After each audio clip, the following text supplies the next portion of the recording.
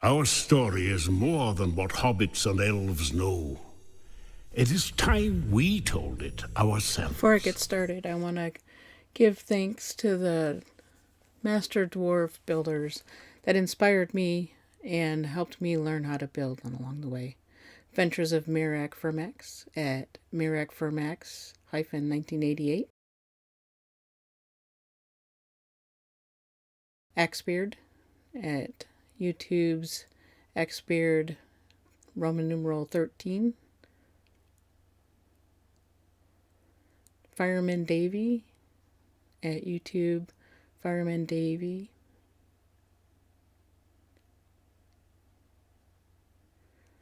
Nolia Blue at YouTube Nolia Blue. And finally, Jubo_1071 at YouTube, Jubo_1071. All great builders. Watch them for advanced building techniques. Okay, so Building 101. You want to clear off your ground. So if you can build on natural ground, that's the best. Previously already made in-game floors like this is the best for building on.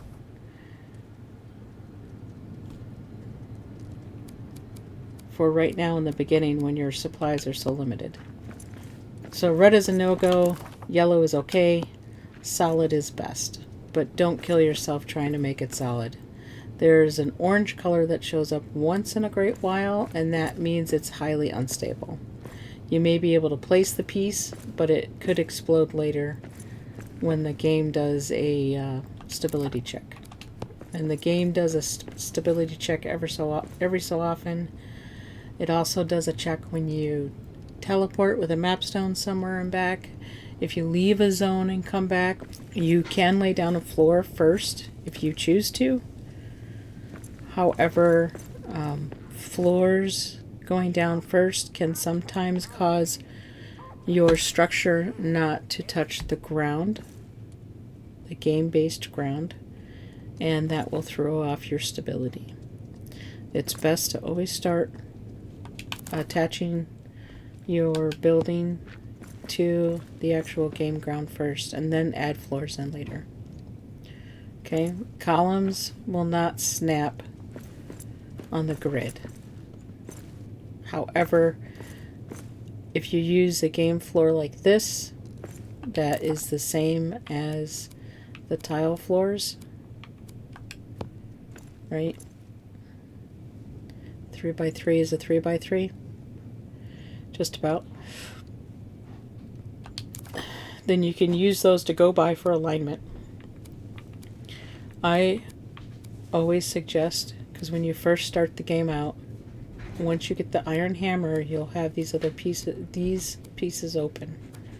These are all the pieces you have to build with for structure. Okay, I recommend you always build with columns. And the order that you go in is you do columns, ground floor columns, and I try to center them on the cross here. So when you do lay your floor down, they will build this out a little bit more. When you put the floor down, they'll match into the columns.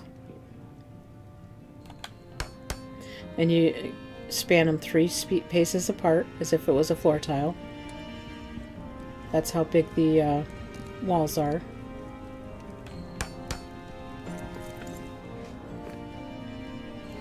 So you can, even though they don't snap, you can line them up quite effectively.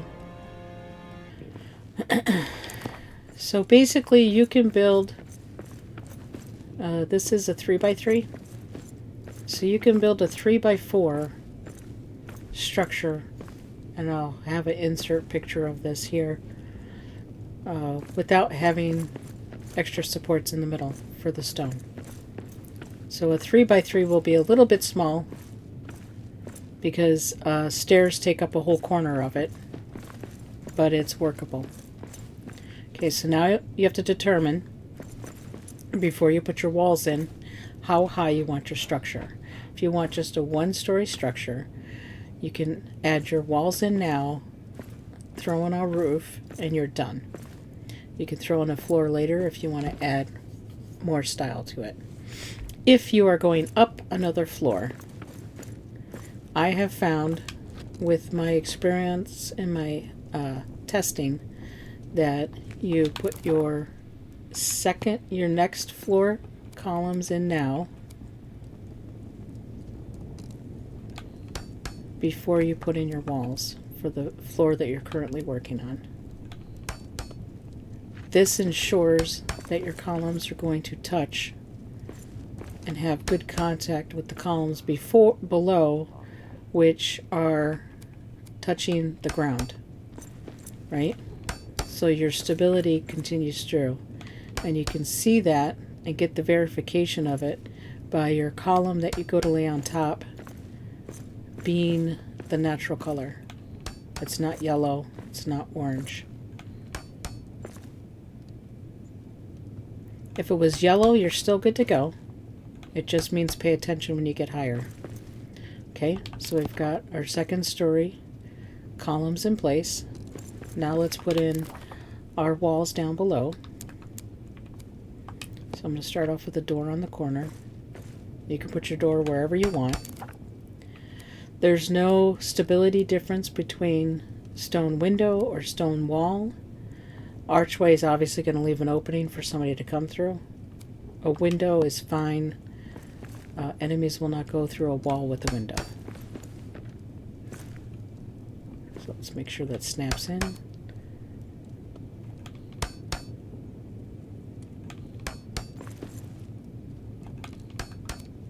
And again, the reason you put the columns in is to give you good secure stability.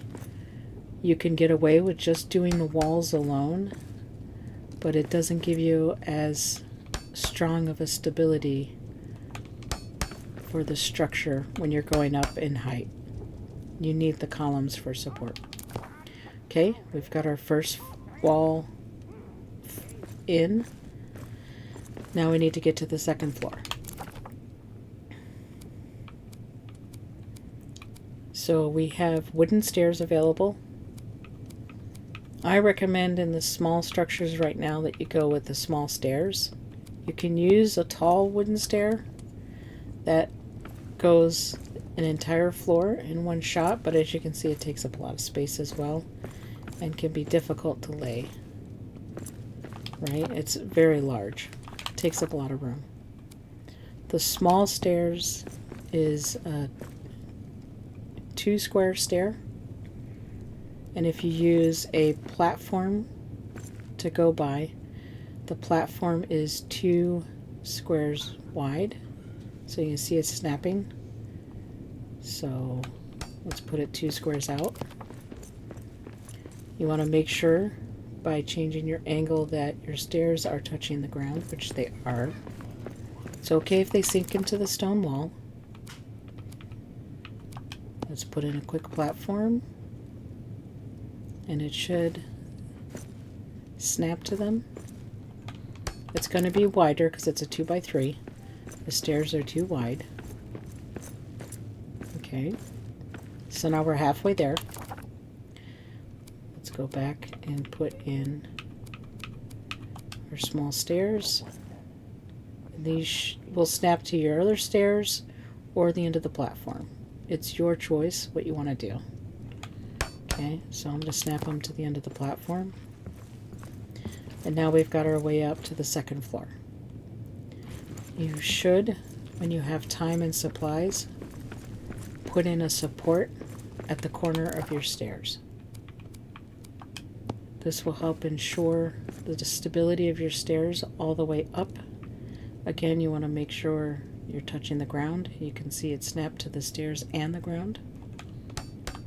It does take up some room, but this will help ensure that your stairs are stable. Okay, so we're going up another section, so let's use our controls to get that second floor column in. Okay, now we're on the second floor. we need to decide, are we going 3 floors high? Or are we just going to build a 2-story structure? Again, if you're going to go another floor up, before you put the walls in on the floor that you're working on, you put the next row of columns for the story above you. Okay? So if we were going to go 3 stories high, I would start putting in the columns for the 3rd story here.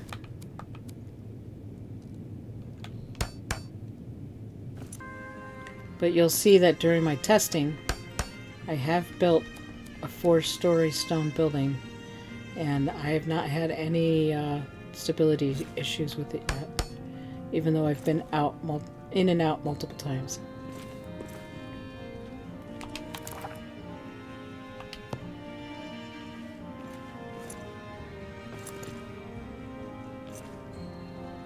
So I'm going to throw a wood platform on here,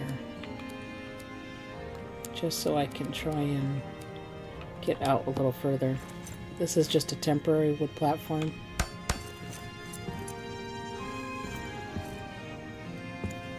You can see the color variations here again. Yellow is okay. And if you need to destroy something, again in the menu, if you look at the bottom of the screen, you can see if you push your left button in, you'll get a pointer and you can destroy built objects. Make sure you're reading the text for what is being selected, or else you can end up destroying the wrong section, right?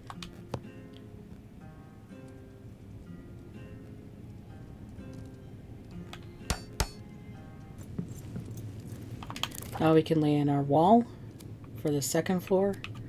We do not want to put in a floor yet, because the floor could throw off the wall segment. Because sometimes the wall will sit on top of the floor instead of where it belongs.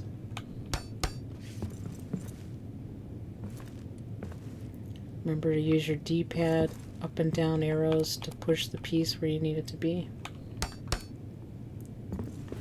Okay, so we've got our 2nd floor wall up.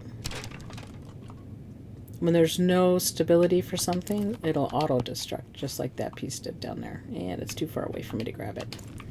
Alright, now we can start laying the floor in. We can do the stone floor. You see it'll snap into the corner and to the stairs.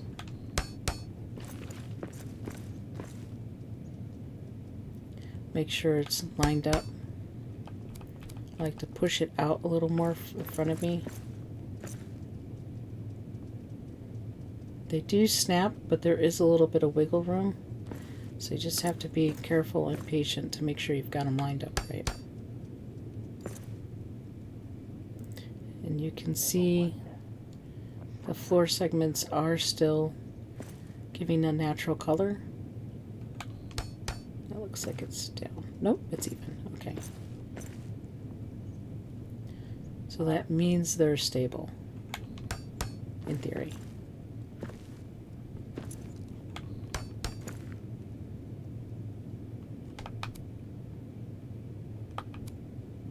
And generally this middle piece will be yellow, but it shouldn't cause an issue. So you can see how the stairs take up a large section, right, of your floor space. That's why a 3x4 is in stone gives you a lot more room, and you'll see a demonstration of that. So always use single tiles when you can't put a full tile down. I think that's all we can get. I think if I put a tile down there, it's going to be too tight. Yeah. So we'll leave that open. Well, let me see. Let me put a tile down and see how bad it is. It's all your own taste, right? What can you stand? What makes you feel claustrophobic? Oh, those are off.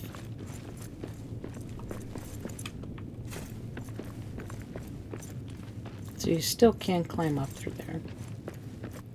should be able to lay a floor tile in here.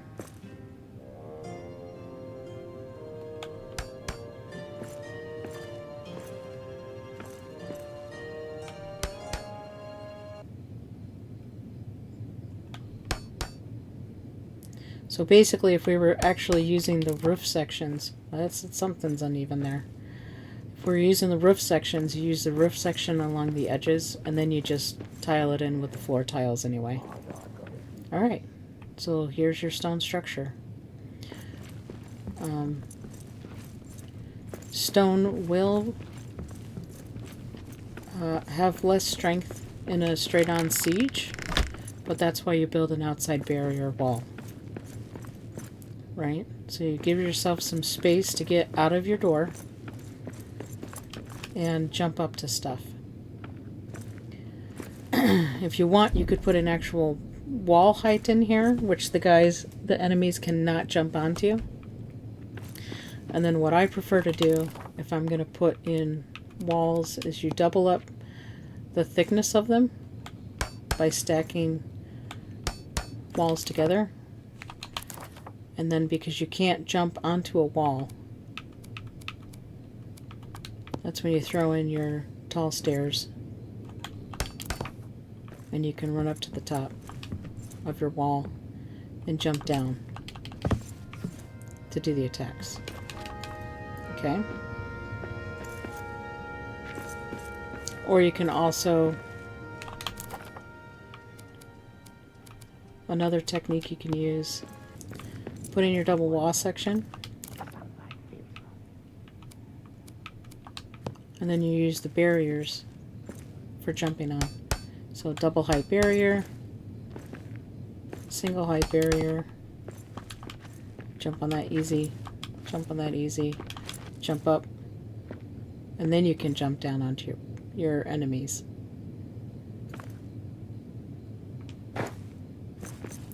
Some people prefer to do a double door,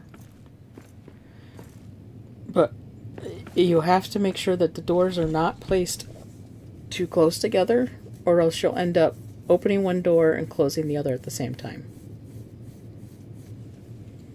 Okay, so I prefer the stair leaping method, or barriers. You can stack those a lot closer. Stack them right on top of each other.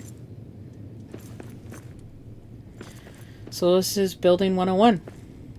You can build the same type of structure out of granite when you have that that material available to you, and you can go up from there, but it's always columns.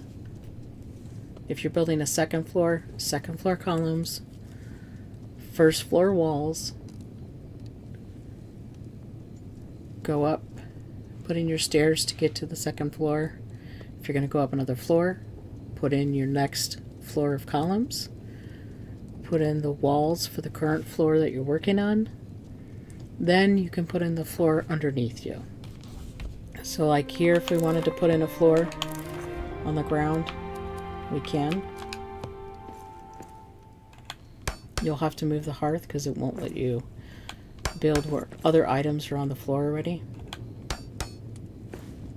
But you can see that's not going to alter the stability of the structure because the floor is going in last. Anytime you work with the floor, you run the risk, with the floor first, you run the risk of whatever item you're putting on top of the floor not attaching to the structural item that it needs to below it. I've run into that problem over and over again. So floors are always the last thing to go in. And then if you want to do a roof, you can add a roof. Having a roof on your structure's not really an issue until you start having flying beasties. Bats don't really cause any destruction to structures. They just become an annoyance to you. Alright. Exterior barrier to help protect your stone building while it's stone. When you get access to granite and the other woods in the game. You can build all kinds of things using these basic principles. You can even do circle towers if you'd like. It's all up to you to try. Just don't stop trying. You can even build crazy bed structures like I did. Try crazy things, see what sticks, see what happens. Test things out. Use real-world castles for inspiration. Keep building. Thanks for watching.